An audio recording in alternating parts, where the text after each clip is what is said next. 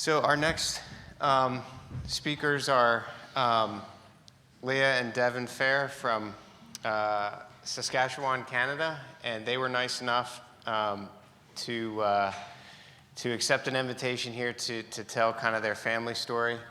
And this is something that we did last year as well. And I know it takes a lot of courage to come up here and tell your story, but you have a captive audience. I'm very excited to hear this, and so I'll leave it to them. Thank you. Thanks, Clay.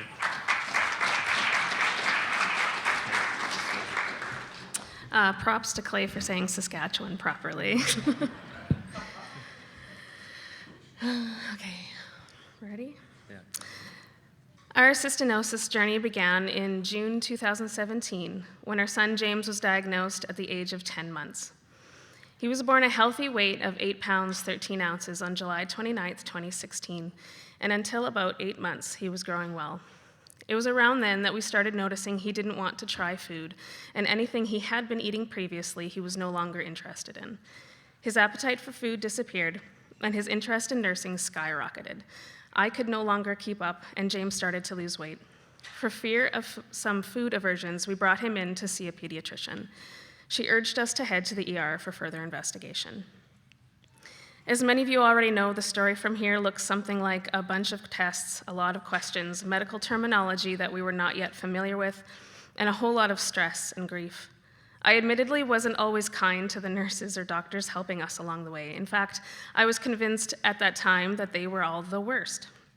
My perspective has since shifted, and we are so grateful to them for their patience with us and for their help during that hospital stay and beyond. James was equipped with an NG tube for the next 6 months, and we were now fully unequipped to deal with this new diagnosis, or at least that's how it felt. A few months, a few meltdowns, and more than a few visits for blood work later, James was stable, and we were starting to see the fog lift. That part of the story really sucks a lot, and honestly, I don't love telling people about it. It was traumatic, and every time I enter the hospital, I feel I am brought back to a certain way of feeling and being. However, there is a part of our story we love to tell people about, and it's how the community around us showed up. Devin and I both grew up in small Saskatchewan farming towns, small communities where people show up for one another in big ways. And while I had always known this time in our lives is when we got to experience it fully. Our family and friends are what carried us while we couldn't carry ourselves. At the time of James's diagnosis, I was finishing up my 12-month maternity leave. So when James got sick, I was suddenly unable to return to my job. While this was incredibly stressful, I was fortunate to have a boss who cared and who held my job for me for as long as I needed. We had friends and family show up with meals and groceries and to do the dishes or wash this new collection of syringes we had taking over our kitchen. We had family members learn the medication schedule right away and friends reading up on cystinosis so that we didn't have to explain it to them all. We learned that allowing people in is a gift to everyone involved. Doing so is how we survived, and now we know that for the people closest to us, who got to witness the ugly cries and hold our grief, that was somehow beautiful for them too. Sometime during that mess, we were introduced to the CRF.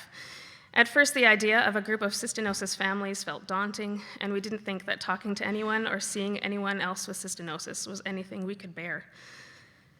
We started to receive the CRF magazine in the mail, and truth be told, the first time we got it, it went straight into a drawer because looking through it, it felt like one step closer to believing this was real and not a bad dream.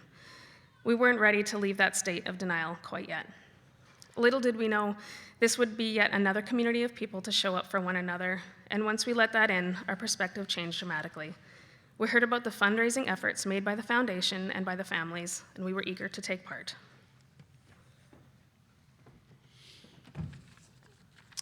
For several years, I worked in the golf industry as an assistant golf professional, so a lot of my time in the golf industry was spent helping organize and lead tournaments, so a golf fundraiser felt appropriate and easy for our first ever event.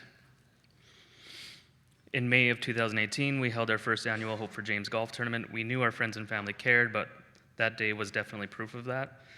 We were completely overwhelmed by the support and love we felt that day, and ideas for more events started to flood in. In 2019, my oldest brother Matt came up with an idea to host a croak-a-curl tournament on his acreage. For anyone confused by that word, you can imagine the board game crokinole and the game curling, and you kind of combine the two. Let's throw a photo on there. So you can see some of those photos there. My brother had a nice surface made for skating with his kids and stuff, so kind of one day throughout the year, towards the end of the hockey season, he kind of paints some lines and puts some posts up for this to take place. So yeah, there's lines and there's curling rocks in the place for cookies. I'm not sure if anyone's played crokinole before, but they're called cookies. In this case, they're curling rocks. It was March 1st was the first event, and quite literally 50 below 0 Celsius. That's minus 58 Fahrenheit for our American friends. But everyone showed up. We had a huge bonfire.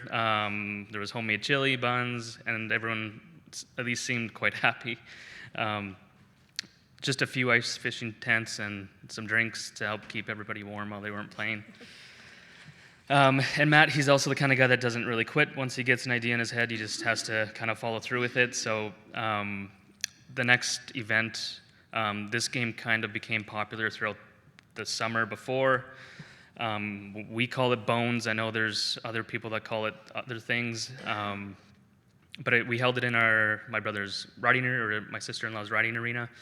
And it was, more people showed up for a full day of games, food, live music, raffle items. We've now had to add Bones tournament, we've now had 2 Bones tournaments, and we've got a wait list for teams. So it seems to go over.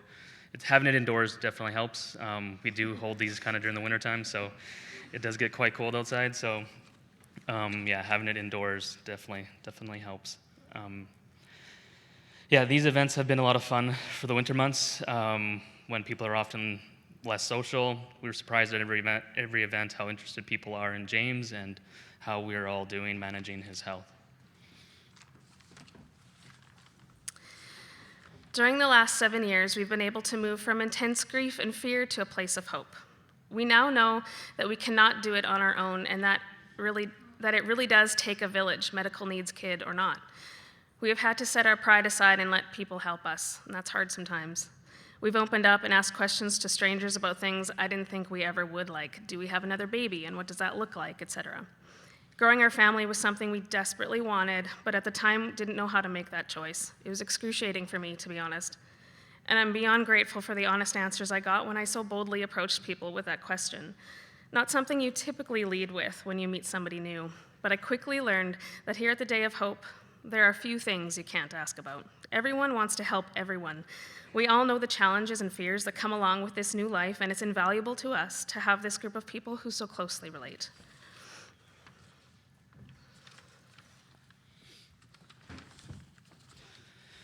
We are aware that not everyone has a community like this, from good bosses or who give you the time off that you need, strangers showing up at events, siblings who plan and carry out events on their yard, or people showing up over and over, donating their time and money to a cause that only affects one child in our province, in the province that they live. Allowing people to do this for us has also been challenging at times and will likely continue to be so.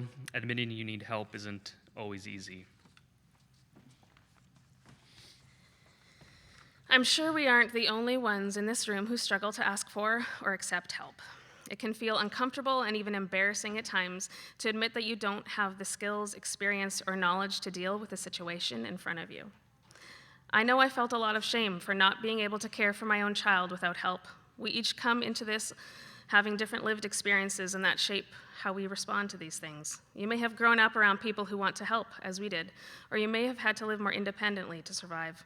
Our hope for those new or old to this cystinosis life is that they find community and support, ideally close to home, but if not, here at the Day of Hope and beyond it. If you don't have that support at home, I guarantee there is many somebodies in this room who want to help you. I've had more than a few text or messenger conversations at all hours of the day with a few of the moms in this room. Friendships are made, and the road gets a little less bumpy. Sharing it with all of you makes it easier somehow, less isolating, less overwhelming, more hopeful, and more fun. It's all just better when we're together.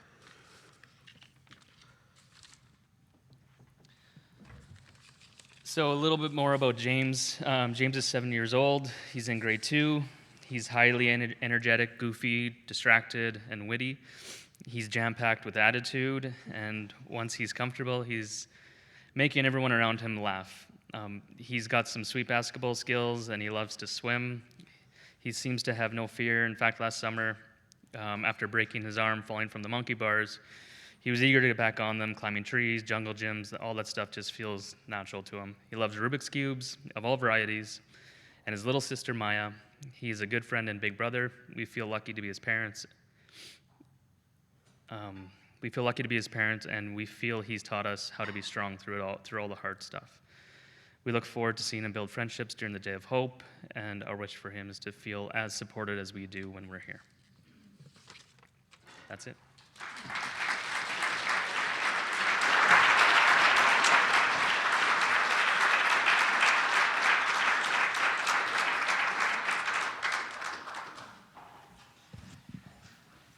So, besides how does one survive at minus 58 degrees Fahrenheit, does anyone else have any other question that the Fehrs might be able to answer?